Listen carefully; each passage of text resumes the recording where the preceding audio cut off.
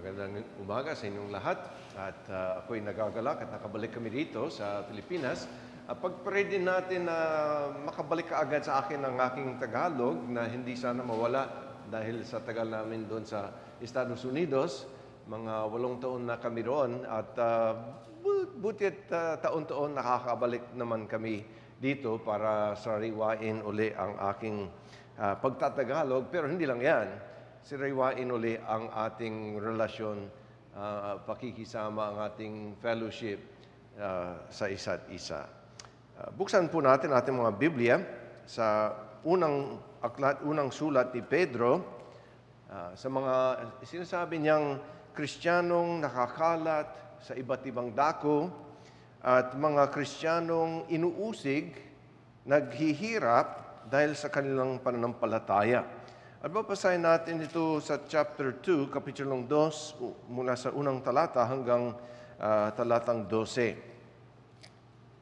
Ang focus natin nasa 11 at 12, pero basahin natin ang buong konteksto para makuha natin ang takbo ng sinusulat ni Pedro. Kaya't iwaksin ninyo ang lahat ng kasamaan, pandaraya, let's make sure I'm in the right place. Yes, pandaraya, pagkukunwari, inggitan at lahat ng paninirang puri. Gaya ng mga sanggol na bagong silang ay mitiin ninyo ang malinis na espiritual na gatas upang sa pamamagitan nito'y lumago kayo tungo sa kaligtasan. Kung natikman nga ninyo ang Panginoon ay mabuti. Lumapit kayo sa Kanya na isang batong buhay, bagaman itinakwil ng mga tao, gayon may pinili at mahalaga sa paningin ng Diyos. At tulad ng mga batong buhay, hayaan ninyong kayo ay maitayo bilang espiritual na bahay tungo sa banal na pagkapuri upang mag-alay ng mga espiritual na handog na kasiyasaya sa Diyos sa pamamagitan ni Jesucristo. Sapagkat ito ang inisaad sa ng kasulatan. Tingnan ninyo, aking inilalagay sa Zion ang isang batong panulok na pinili at mahalaga. At sinumang sumasampalataya sa Kanya ay hindi mapapahiya. Kaya sa inyo na nananampalataya, siya'y mahalaga. Subalit sa mga hindi nananampalataya, ang batong itinakwil ng mga tagapagtayo ng bahay ay siyang naging puno ng panulok at isang batong nagpapatisod sa kanila at malaking bato na nagpabagsak sa kanila. Sila'y natitisod dahil sa pagsuway sa salita na dito naman sila itinalaga. Ngunit kayo'y isang lahing pinili, isang maharlikang pagkapari, isang bansang banal, sambayanang pag-aari ng Diyos upang inyong ipahayag ang mga makapangyarihang gawa niya na tumawag sa inyo mula sa kadiliman tungo sa kanyang kagilagilalas na liwanag. Noon ay hindi kayo bayan, ngunit ngayoy bayan kayo ng Diyos. Noon ay hindi kayo tumanggap ng habag, ngunit ngayoy tumanggap na kayo ng habag. Mga minamahal, ipinapakiusap ko sa inyo bilang mga dayuhan at ipinatapon na kayo'y umiwas sa mga pagnanasa ng laman na nakikipaglaban sa kaluluwa. Maging marangal ang inyong pag-uugali sa gitna ng mga hentil upang kung magsalita sila laban sa inyo na parang kayo'y gumagawa ng kasamaan, ay makita nila ang inyong mabubuting gawa at luluwalhatiin nila ang Diyos sa araw ng pagdalaw. Hanggang dito lang ang ating pagbabasa at hilingin natin ang tulong ng Diyos sa ating pag-aaral dito. Naway kausapin tayo ng Diyos sa mga direksyon ni Pedro, sa mga Kristiyanong nakalat sa iba't ibang dako, mga Kristiyanong inuusig, mga Kristiyanong naghihirap dito sa lupa. Kayo ba yun? Makaka-identify tayo, makaka-relate tayo sa kanilang kalagayan. Para sa atin din ang sinasabi ni Pedro. Tayo po'y manalangin. O aming dakilang Diyos, kayo ang hari ng mga hari. Kayo ang lumikha ng langit at lupa. Walang mahirap sa inyo. Naway gamitin yung inyong salita ngayong umaga sa pamamagitan ng inyong lingkod upang palakasin ang aming pananampalataya, upang tawagin din ang mga wala pa kay Jesus na lumapit sa Kanya at maligtas sa tiyak na kapahamakan. Gabayan niyo kami, gabayan niyo ako. Naway maging maliwanag at tama ang aking pananalita ayon sa inyong banal na kasulatan para ang bawat tagapakinig ay lumago sa inyong landas. Ito ang aming hiling sa ngalan ni Jesus. Amen.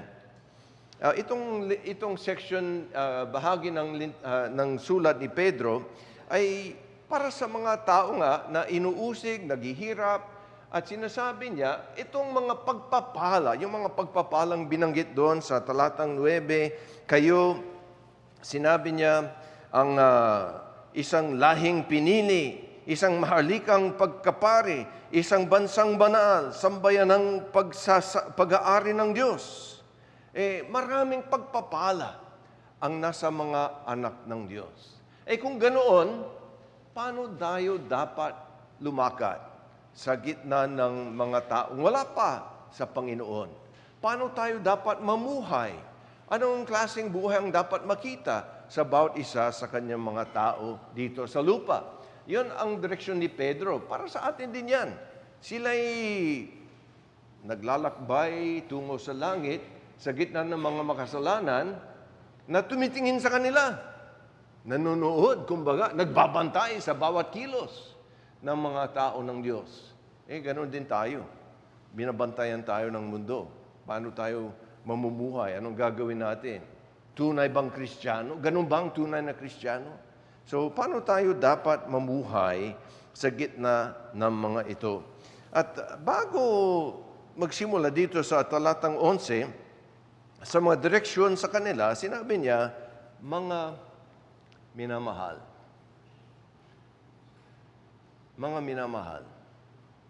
Now, sinulat ito sa mga Kristiyanong nakalat sa iba't ibang dako.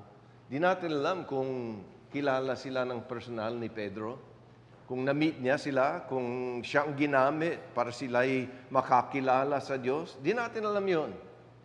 Walang history, kumbaga, bago dumating itong sulat. Pero, sinulat niya sa kanila, mga minamahal. Mga minamahal.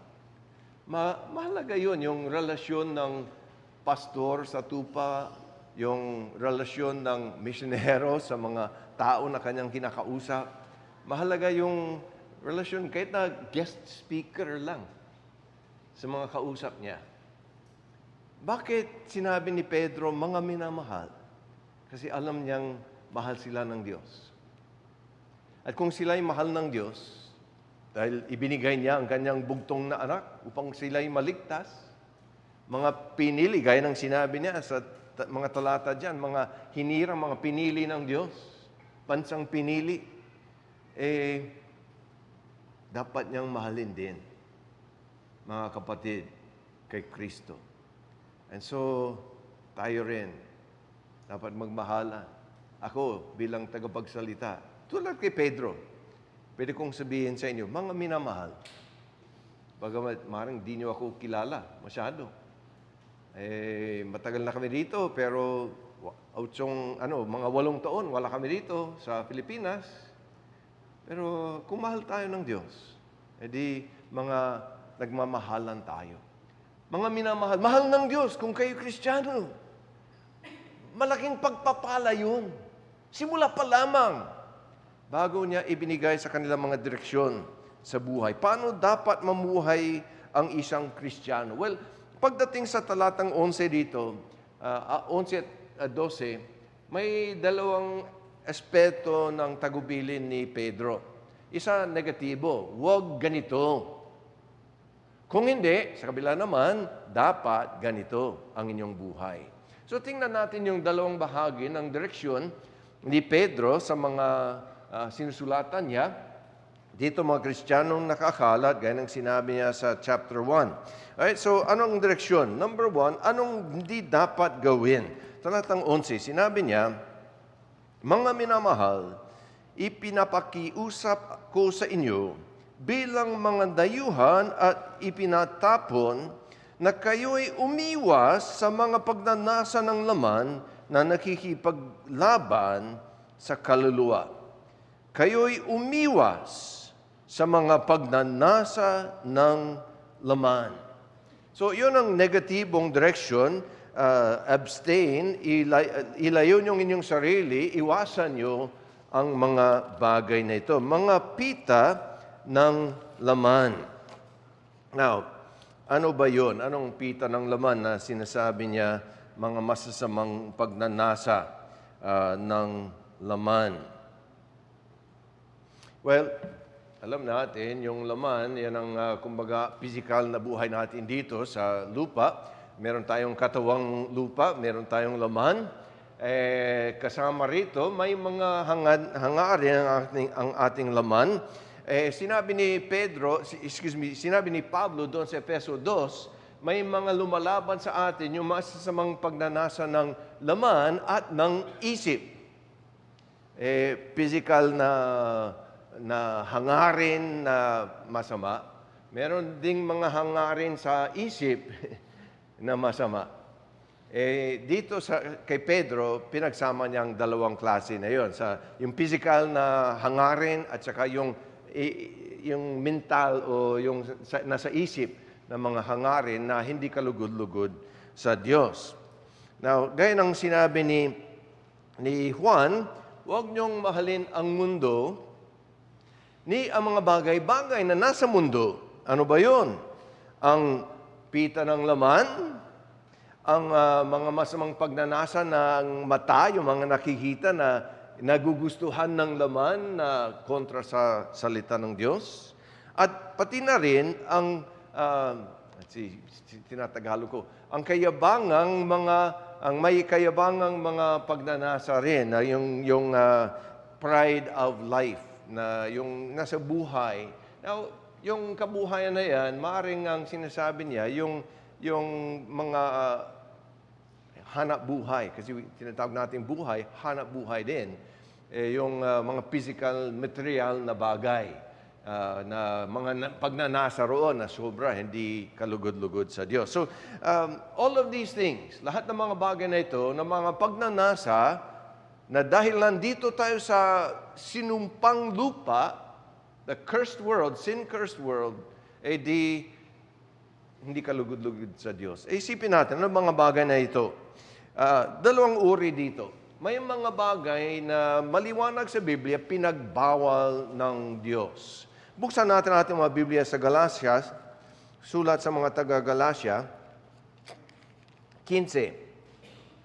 Para malaman natin, ano mga pita o masamang hangarin ng laman pagnanasa na hindi kalugod-lugod sa Diyos. Sa Efeso 5:19. Ngayon, ay hayag ang mga gawa ng laman. Okay, so pita ng laman, pagnanasa ng laman, hangarin ng laman, gawa ng laman. Ang mga ito ay pakikiapid, karumihan, kahalayan, pagsamba sa Diyos-Diyosan, pangkukulam, alitan, pagtatalo, paninibugho, pagkagalit, pagkamakasarili, pagkabahabahagi, mga pagkakampi-kampi, pagkainggit, paglalasing, kalayawan, at mga katulad nito. Ibig sabihin, at iba pa. Mga gaya din ng mga bagay na yon. Mga bagay na bawal talaga nilagay dito. Maliwanag na sinabi. Ito yung mga samang pita ng laman. Immoralidad. Yung sinasabi dito na, kaya ko binasa sa Tagalog para alalahanin ko yung mga term na yon. Ano ba yon? Pakikiapid. E di, alam natin, sa ating mundo ngayon, ng kalaswaan, kalat talaga. Halos hindi pwedeng, dumating kami sa airport, mga tao, mga pasahero sa aeroplano, hindi maganda yung suot. Nakakatukso. Ganon ang mundo. Pakikiapid. Immoralidad. Tinutukso tayo kaliwat kanan. Babae man o lalaki man. Pakikiapid. Hindi kalugod-lugod sa Diyos. Bagamat, sinasabi ng buto, wala naman akong nagalaw. Matapat ako sa aking asawa. Pero sa puso, gaya ng sinabi ni Jesus, sa labas, parang pininturahan ng maputi. Pero sa loob, mga bulok na laman, mga butong patay. Grabe. Ganon ang puso ng tao. Pakikiapid. Hindi kalugod-lugod sa Diyos. Sabi ni Pedro, ilayo niyo ang inyong sarili sa mga ganito. Impurity. Ano bang Tagalog nun? Karumihan. Magkasama yung mga bagay na ito. Kahalayan. Sensuality. Para i-please natin mga damdamin. Basta gawin ko ito dahil gusto ko. Kwento ng aking miyembro namin dito sa Moonwalk doon na yung kanyang kapatid na professing Christian daw, pero nagkaroon ng, yung asawa niya nagtrabaho sa abroad. Nagkaroon ng relasyon sa ibang babae. Sabi niya, kahit napupunta ako sa impyerno, gagawin ko pa rin ito. Dahil itong nakakalugod sa akin. Immoralidad, fornication, adultery, pagsasama sa asawa ng iba, ginawa niya dahil gusto niya. Pagsamba sa Diyos-Diyosan, alam niyo sa Estados Unidos, hindi tulad dito, kung pumasok ka sa isang lugar dito sa Pilipinas, kita niyo sa bawat kanto, may statua dito, may imahe doon. Sa Estados Unidos, hindi naman masyadong ganoon, pero meron din silang sinasambang Diyos-Diyosan. Imahe. Ano ba yun? Abraham Lincoln, nasa, ano ba yun? $10 bill or kung sino-sino mga yan, Hamilton, yun ang sinasamba. Mga dolares. Darating din siya roon sa pagmamahal sa pera. Pero yun ang isang klaseng immoralidad, sinabi ng Biblia. Idolatry, pagsamba sa Diyos-Diyosan. Sorcery, pagkukulam. Ginagawa rin yan sa amin. Ginagawa rito. Pagtitiwala yan sa Diyos na iba.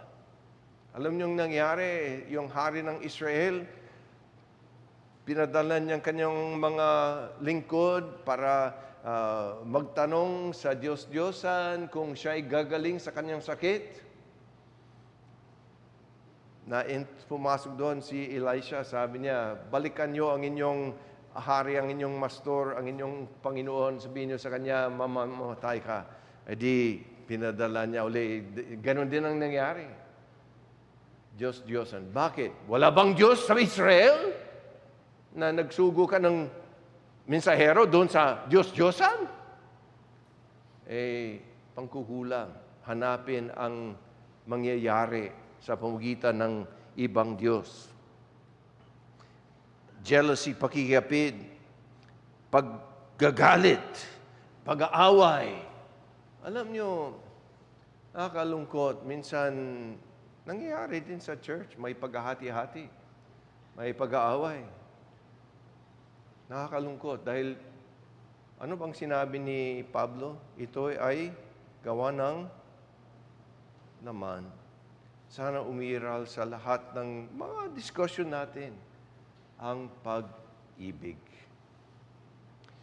Paghahati-hati, pag-aaway, pagkagalit, pagkainggit, paglalasing, kalayaan. what was the word? Hindi yun. Kahalayan. Excuse me. Hindi kalayan. Kahalayan. E di, nangyayari yan sa mundo. Anong sinabi ni Pedro? Anong leksyon niya sa atin? Lumayo kayo dyan. Pero gusto kong idagdag dito, sa mga bagay na maliwanag na pinagbawal ng Diyos, meron ding mga bagay na hindi naman pinagbawal, pero kailangan ding mag-ingat. Halimbawa, yung mga gusto ng laman natin na natural. Halimbawa, nag-almusal ba kayo? Kumain ba kayo? Bakit? Masama bang kumain? Natural yan. Kailangan ng ating katawan ng pagkain. Ay, kung sino ang hindi kumakain, hindi tatagal dito sa lupa. No? Kailangan natin ng pagkain. Pero, kung sumubra ka sa pagkain, anong tawag doon? Katakawan. Katakawan. Isa sa mga unang mensahe ko dito sa Pilipinas, doon sa Galatia 6, yun na nga ang topic, hindi ko alam yung salitang katakawan.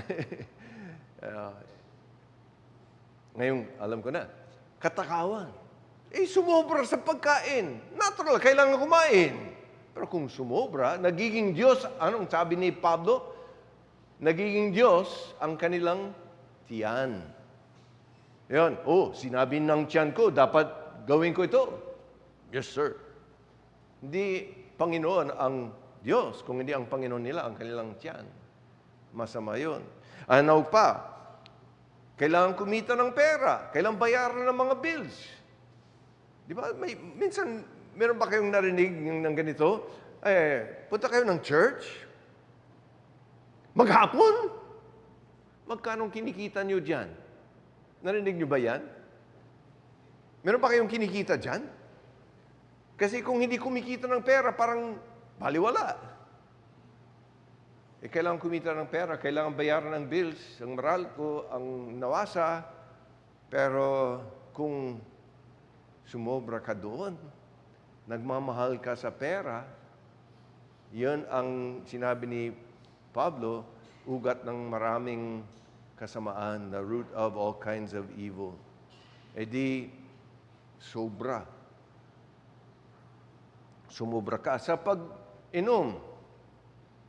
Kung sumobra ka doon, paglalasing, sinabi doon sa Galatia 5. Sumobra sa, halimbawa, sports. Masabang bang mag-basketball? Hindi naman. Pero kung mag-basketball ka, tapos wala kang oras sa pagbasa ng Biblia, pananalangin, sumobra ka. Kasalanan na din iyon. Friendship. Masabang bang magkaroon ng kaibigan? Alam niyo, may mga kaibigan ako dito sa Cubao Reformed Baptist Church. Kita ko kayo dyan. Mga old-time friends ko. Hindi masama yun. Pero alam niyo, kung nauna yan kaysa sa pagsamba sa Diyos, sa paglingkod sa Diyos, minsan nakikinig sa kaibigan muna bago makinig sa Diyos. Nagiging katitisuran yan. Stumbling block. And so, kailangan mag-ingat sa ating buhay. Ang sinabi ni Pedro sa atin dito, ilayo nyo ang inyong sarili sa mga bagay na ito. Yung salita sa wikang Griego, maliwanag, in fact, malakas ang dating, sinabi roon, hold away from them. Ilayo nyo sa inyong sarili. Hindi lang sa, okay, sige, dyan ka na lang. Kung gusto ko bang balikan, madali lang. Ano? Minsan ganun ang ating, kumbaga, pakikidil sa kasalanan. O sige, dyan ka na lang. Okay, tinabi kita. Nandyan lang. Pero madaling balikan. Hindi ganun ang ibig sabihin ng salita rito. Hold away. Kumbaga, itapon mo sa lalim ng dagat. Ilayo mo sa layo para hindi mo mababalikan yan. Huwag mong isipin. Kung nakikipag-deal ka sa kasalanan na parang, okay, babalikan kita. Diyan ka na muna, mahal pa kita, pero diyan ka na muna. Hindi yun ang sinasabi ng Panginoon sa atin. Alam niyo kung anong ang inyong kahinaan. Alam niyo, bawat isa sa inyo, kung saan kayo mahina. Kinakausap ko kayo. Yung kasalanan na yun, huwag kayong makipag-deal sa kanya. Itapon nyo. Hold away from. Keep away from. Ilayo nyo sa inyong sarili ang mga bagay na ito. Practical na talaga ang sulat ni Pedro. Kailangan nating pakinggan. Yun ang negative. How do we do this though? Baka sabihin nyo, Pastor, alam nyo, may kasalanan ako. Nilalabanan ko ito 50 years. Ilang tong kayong Kristiyano, alam ko mga iba sa atin, may 50 years na. Pero nandyan pa!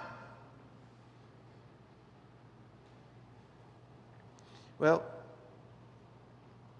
you know, isang malakas na sandata na dala natin, yung sinabi dito ni Pedro, mga minamahal. Alam niyo, may payo din ang Panginoon sa awit, sa Old Testament. Taste and see. Tikman nyo, tingnan nyo na mabuti ang Diyos. Imbis na isipin, mabuti itong kasalanan na mahal ko, isipin nyo, mas mabuti pa ang pagmamahal ng Diyos. Mas mabuti pa ang pagsasama sa Panginoon. Mas mabuti pang magkaroon ng malapit na kaugnayan sa aking Panginoon. Yan ang kinanta natin kanina. Hindi kami nag-usap ni Pastor Ish kung anong kakantayin natin, pero bagay na bagay yung kanta kanina. May the mind of Christ my Savior live in me from day to day. May the love of Christ my Savior be with me. Mahal niya ako. Mahal ko rin siya. Kulang ang aking pagmamahal. O Panginoon, palakin mo ang aking pag-ibig. Palaguin, palakasin. The love of God. Tikman nyo na mabuti ang Diyos. Sabi ni Layton sa kanyang commentary dito, English naman ang quote ko, pero I think you can understand. He said, if you have the least experience, katiting na karanasan ng pag-ibig ng Diyos, if you have tasted the river of His pleasures, the muddy puddle pleasures of sin will be hateful and loathsome to you. Yea, the very best earthly delights will seem to be untasteful to your heart. Kung tikman yung kagandahang loob, ang pag-ibig ng Diyos, yung kasarapan ng kasalanan ay parang putik lamang na ayaw na ninyong balikan. Puntahan nyo. Babad nyo ang inyong kaluluwa sa pag-ibig ng Diyos. At sinabi din ni Pablo bilang sandata para ilayo natin sa ating sarili ang mga kasalanan ng ganito. Sinabi niya sa Roma 13, basahin ko sa Tagalog, Roma 13:14,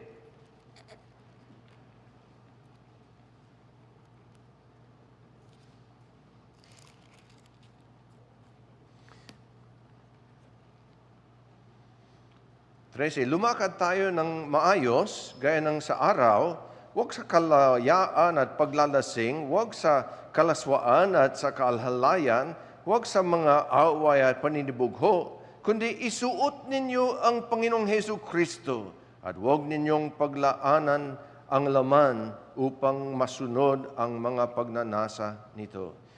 Para labanan natin ang mga pagnanasa ng laman, sabi niya, isuot ninyo ang Panginoong Hesus Kristo. Ay, nagbihis kayo kaninang umaga, no? Wala akong nakikitang nakapajama dito, no? Pero sinuot ba ninyo si Hesus Kristo? Paano gawin yan? It's a figure of speech.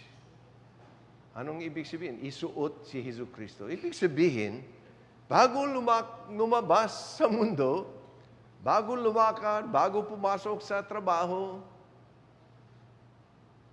isuot. Siguraduhin nyo, ako'y naka Jesus, si Jesus ay nasa akin.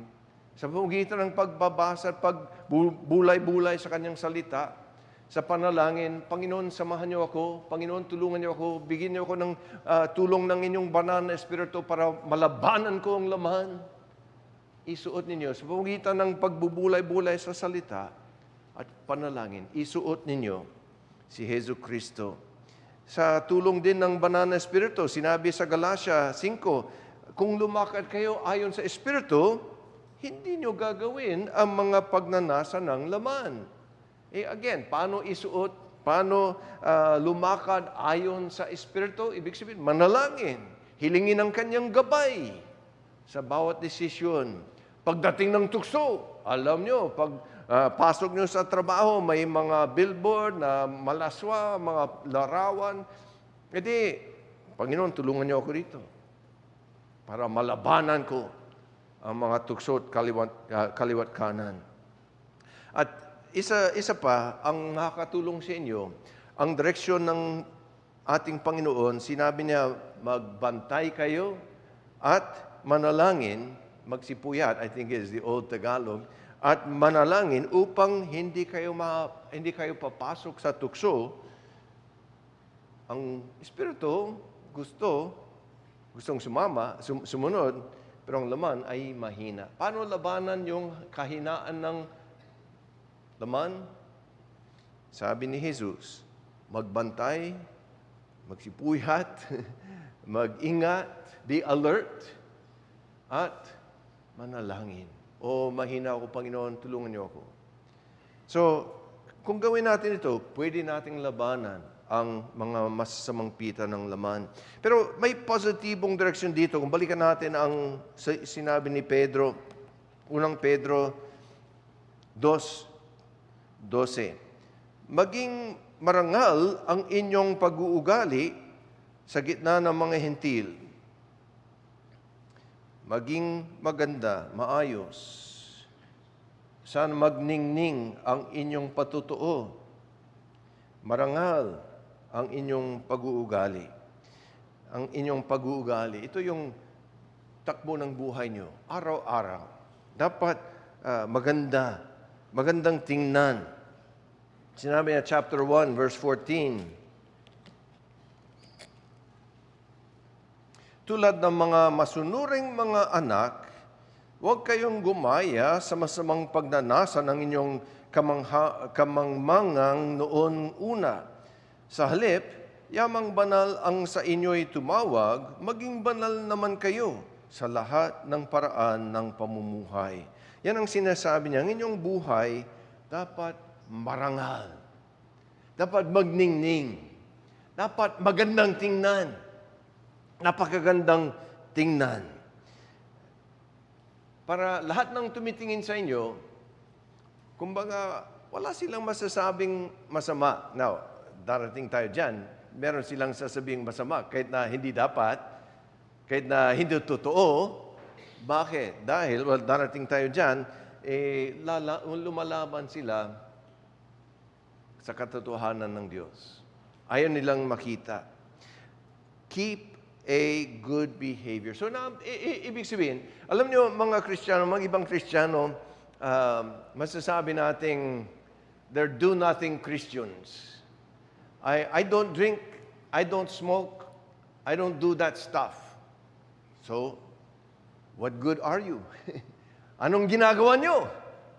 Alam ko, hindi nyo ginagawa yan, pero ano bang ginagawa?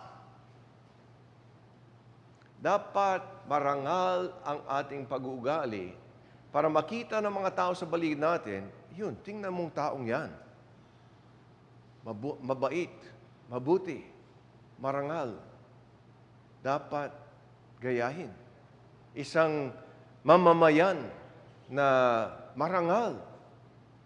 Dapat makita. Alam nyo, pinuch ko ito sa amin sa Trinity a couple years ago. At binanggit ko sa sermon, sana ang mga Kristiyano dapat tumanggap ng Good Citizen Award. O di kaya kung empleyado kayo sa pabrika o sa isang company, dapat merong Kristiyano na tumatanggap ng Employee of the Month. Kasi ang ating ugali, maganda, marangal. Nung sinabi ko yun, wala akong kilalang nakatanggap ng Good Citizen Award. Kinuwento sa akin pagkatapos ng mensahe, may isang member kami doon sa church na tinulungan niya ang kanyang kapitbahay manganak na hindi makakatakbo sa ospital. Tinulungan niya doon sa bahay.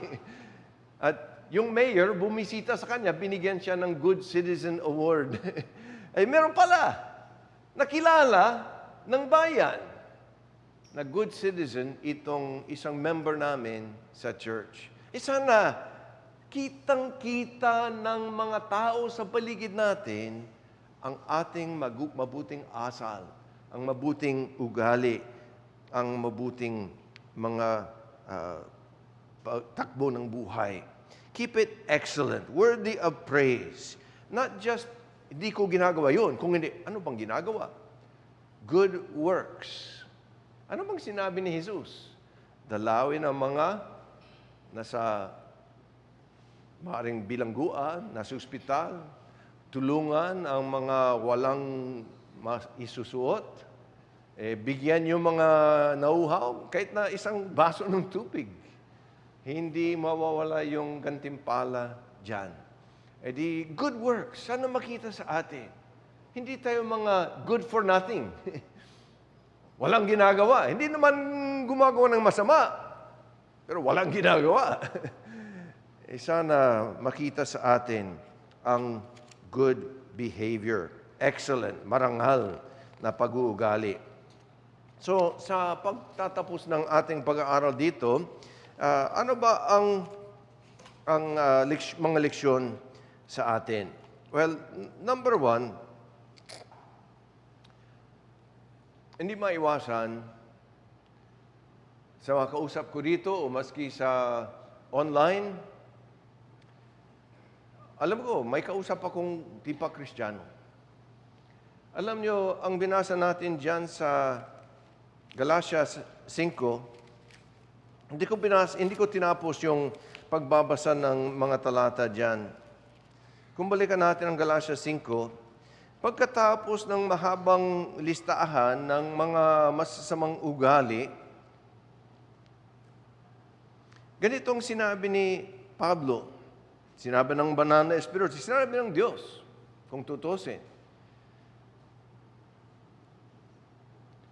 Gawa ng laman ng mga ito, sabi niya, pagkikiyapid, karumihan, kalayan, pagsamba sa Diyos-Diyosan, pangkukulam, alitan, pagtatalo, paninibugho, pagkagalit, pagkamakasarili, pagkabahagi, hati-hati, mga pagkakampi-kampi, pagkainggit, paglalasing, kalayawan, at mga katulad nito. Itong hindi ko ba nababasa?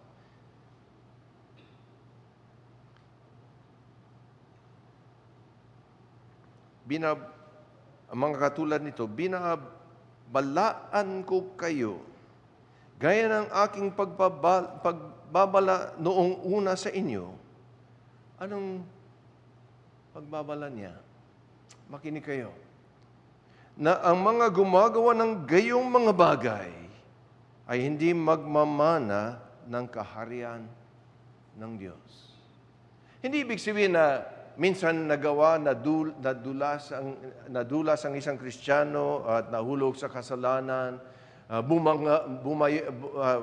nakatayo siya uli at nagsisi. Hindi gano'n na minsan-minsan ay nadudulas. Kung hindi, namumuhay sa ganito. Itong description, itong larawan ng inyong buhay. Itong ginagawa nyo at sinasabi nyo, gaya ng nabanggit ko ng isang mama, sabi niya, gagawin ko ito kahit alam kong pupunta ako sa impyerno. Sinasabi ko sa inyo. Sinabi ni Pablo, kung itong ginagawa nyo, ganitong inyong buhay, hindi kayo magmamanan, hindi kayo makakapasok sa kaharian ng Diyos. Kung hindi, anong kabilagtaran? Dalawa lang ang posibilidad. Dalawa lang ang daan. May daan patungo sa langit, kasama ng Diyos, magpakailanman, bagong langit at bagong lupa, ultimately, sa wakas, may daan patungo sa impyerno, pag-ahatol ng Diyos. At sinabi ni Jesus, hindi ko gustong sabihin ito, hindi ko ginagagalak ang bagay na ito, masakit sa puso ng pastor. Sinabi ni Jesus, ang mga ito, pupunta sa kapahamakang walang katapusan, walang hanggan. Kung ganito kayo, ang mga masasamang pita ng laman ang umiiral sa puso nyo, kailangan yung kaligtasan. Kailangan nyo ang tagapagligtas. Hindi nyo kayang gawin sa inyong sarili. O sige, babaguhin ko ito. Sige, tatapusin ko. Hindi ko gagawin uli. Hindi nyo kaya yan. Ang gumagawa ng kasalanan ni Jesus ay alipin ng kasalanan. Di mo kayang ipalayas ang inyong sarili sa mga kadena ng kasalanan. Pero may tagapagligtas na makapangyarihan sa lahat. Lumapit kayo kay Jesus. At sinabi ni Jesus, lahat ng lumalapit sa akin, hindi ko itataboy.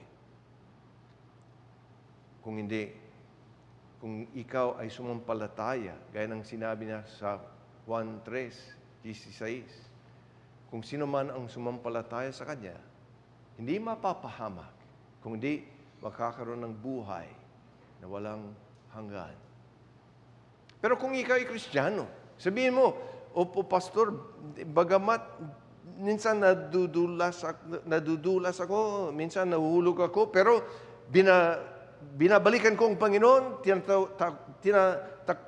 talikuran kong kasalanan, pinagsisihan ko, gusto kong lumakad, gaya ng sinabi niyo, gusto kong labanan ang mga kasalanan, mga pita ng laman, ganito ang direksyon. Nakita natin. Anong dapat gawin? Manalangin kayo. Yung nabasa natin sa Roma 13, ganun din ang sinabi sa Roma 8 at talatang 12. Ganitong sinabi ni Pablo, manalangin kayo at tutulungan kayo ng banal na Espiritu. Roma 8:12, sinabi ni Pablo, kaya nga mga kapatid, mga may utang tayo, hindi sa laman, upang mamuhay ayon sa laman, sapagkat kung mamuhay kayo ayon sa laman, kayo ay mamamatay. Subalit, kung sa pamamagitan ng Espiritu ay pinapatay ninyo ang mga gawa ng laman, kayo ay mabubuhay. So huwag niyong isipin, sige, lalabanan ko ito, kaya ko ito. Sinabi ni Pablo, labanan niyo nga sa tulong ng banal na Espiritu. Kailangan natin ang tulong, ang lakas, ang gabay ng banal na Espiritu. Hilingin niyo ito, araw-araw, Lord, help me, lalong-lalo na sa mga kahinaan ninyo. Minsan, bilang pastor, kausap ko ang mga miyembro namin at tinatanong ko sila, so anong mga struggle niyo, saan kayo naghihirap sa pakikibaka sa kasalanan, so binabanggit nila, sinasabi ko, pinapag-pray mo ba yan araw-araw? Huh? Parang di nila naisip yun. Alam nyo, sa aking daily prayer list, meron akong listahan ng mga kasalanan na kailangan kong labanan. Dinadaanan ko yung list na yun. Paulit-ulit, Lord, tulungan mo ako sa pakikibaka rito, sa aking kahinaan. Ayaw kong mahulog dyan. Kung ano bang kahinaan nyo, kung galit man yan, temper, mabilis, ang fuse mo maiksi, mabilis pumutok ang galit. Hilingin nyo araw-araw sa Diyos, Lord, bigyan mo ako ng pasensya. Sinabi niyo, ang bunga ng banal na Espiritu ay kahabaan ng galit. Mahabang pasensya. Lord, give me that. Pag-pray nyo araw-araw. By the Spirit, patayin nyo ang mga gawa ng laman. Hindi lang yan. Kailangan din natin ang pagsusunod na may pananampalataya. Nakakalungkot sa akin, bilang Kristiyano na matagal na panahon, marami akong nasaksihan na pagtakbo ng mga iba't ibang doktrina o mga idea ng mga tao. At minsan, narinig ko mga Kristiyano, mga tunay na Kristiyano na sinasabi nila, kung halimbawa, nag-iingat ka sa pagkikibaka sa kasalanan, sasabihin nila sa iyo, ay, ikaw ay legalist. Nakikinig ka masyado sa batas. Masyado mahalaga sa iyo ang mga utos. Dahil may kalayaan tayo kay Kristo. Pero ginagawa nilang lisensya sa kasalanan. May kalayaan para magkasala. Ang sagot ni Pablo dyan, hindi maaari.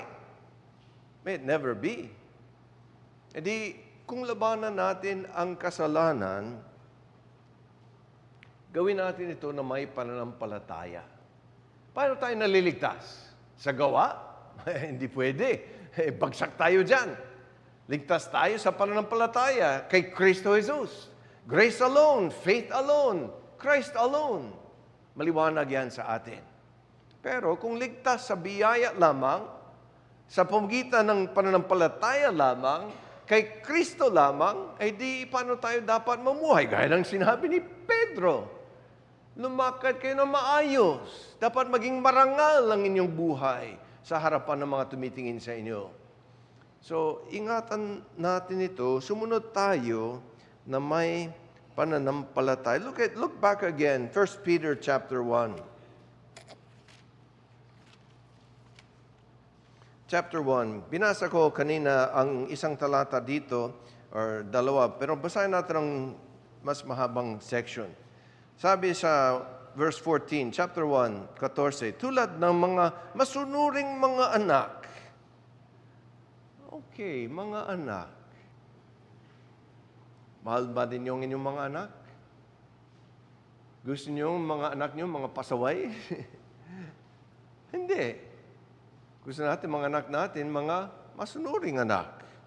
Tulad ng mga masusunuring mga anak, huwag kayong gumaya sa masamang pagnanasa ng inyong kamangmangan noong una. Sa halip, yamang banal ang sa inyo'y tumawag, maging banal naman kayo sa lahat ng paraan ng pamumuhay sapagkat nasusulat, kayo'y maging banal sapagkat ako'y banal. Kung inyong tinatawagang bilang ama, ang humahatol ng walang pagtatanggi ayon sa gawa ng bawat isa, mamuhay kayo na may takot sa panahon ng inyong pangingibang bayan. Alright, we're going to another country, mga estranghero lang tayo dito, kumbaga. So sabi niya, paano tayo dapat mamuhay? Tayo mga anak. Tawag natin sa Diyos, Ama. Ama nating nasa langit. Ama. Di kung Ama siya, huwag nating kalimutan, siya rin ang hukom na maghahatol. Ama, may pagmamahal, may pagkalapit na relasyon. Hukom na maghusga. May takot. May pagmamahal. May malapit na relasyon. Meron ding pagkatakot dahil sa paghahatol. Dapat mamuhay sabay-sabay sa ating puso ang dalawang aspeto ng buhay Kristiyano. Pagmamahal, pagkatakot. Bilang mga masusunuring mga anak. Bakit? Well, isa pang talata rito, o dalawa, nalalaman ninyong kayo'y tinubos mula sa inyong walang kabuluhang paraan ng pamumuhay na minana ninyo sa inyong mga ninuno, hindi na mga bagay na nasisira tulad ng pilak o ginto, kundi ng mahalagang dugo ni Kristo, gaya ng sa korderong walang kapintasan at walang dungis. Tayo'y tinubos ng dugo ng kordero. Kung minahal niya tayo ng ganoon, paano tayo dapat lumakad? So, ang pagsusunod, legalism ba yan? O di kaya pagmamahal ng isang anak na binuhusan ng mga pagpapala. Eh di isipin natin, susunod ako, siyang aking ama, siya din ang hukom. Gusto ko siyang sundin na may takot at pagmamahal. Tinubos niya ako sa halaga ng dugo ng kanyang anak. Lastly, huwag tayong gumawa ng mga excuse. Alam nyo, mga tao minsan, kausap ko, sinasabi na, oy, pastor, pero kung intindihan mo ako, kasi ang hirap ng aking kalagayan. Mahirap labanan ng tukso na ito. Anong pangako ng Diyos sa atin? Isa ulo ninyo, ang unang Korinto 10:13. Sinuulo ko sa English, pero basahin ko sa Tagalog. 1 Corinthians chapter 10, verse 13.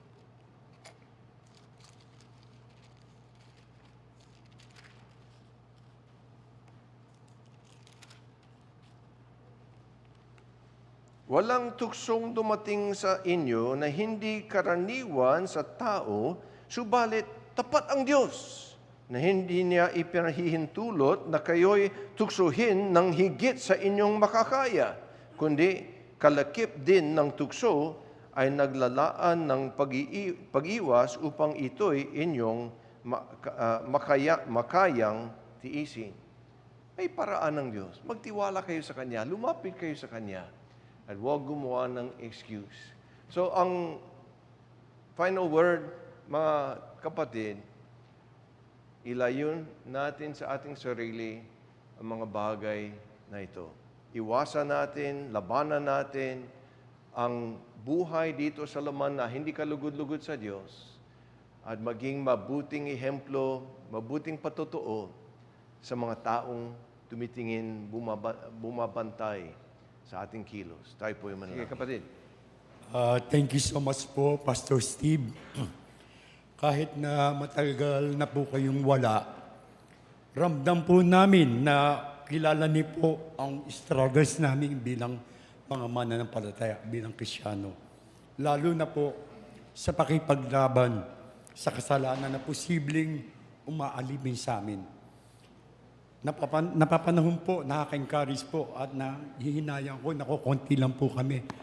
Ngayon po, ask ko lang po sana, sa inyo pong experience, ano po kaya ang practical ways para mas maging consistent ang attendance sa Sunday School at Bible Studies at mas maging on time ang mga members? Salamat po. Okay, well, kinakausap natin ang mga maring huling dumating kanina o di kaya ang mga wala dito, maring dahil sa sakit na sa online o dahil sa ibang mga kadahilanan. Pero ang sagot ko dito, priority. Alam nyo, may kawikaan sa English, where there's a will, there's a way, where there's no will, there's an excuse. Ano? So, itabi natin yung mga excuse natin at hanapin natin ng paraan. Alam nyo, kung nakakapasok kayo sa opisina di oras, kung hindi, bawas ang sahod, di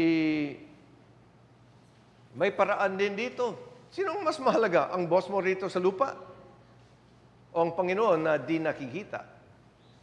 Na makikita natin sa huling araw. So, yun ang sagot ko. Prioridad, unahin natin ang Panginoon. Seek first the kingdom of God and His righteousness. Lahat ng mga bagay na ito, idadagdag niya sa inyo. Unahin natin siya. Alright? Any other question? Meron pa ba? Di kung wala, tayo po yung manalangin.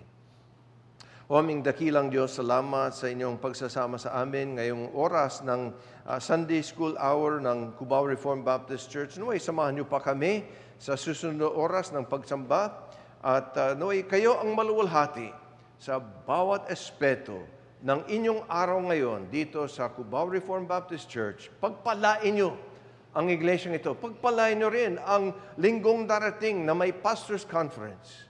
Samahan niyo kami sa aming paglilingkod sa inyo.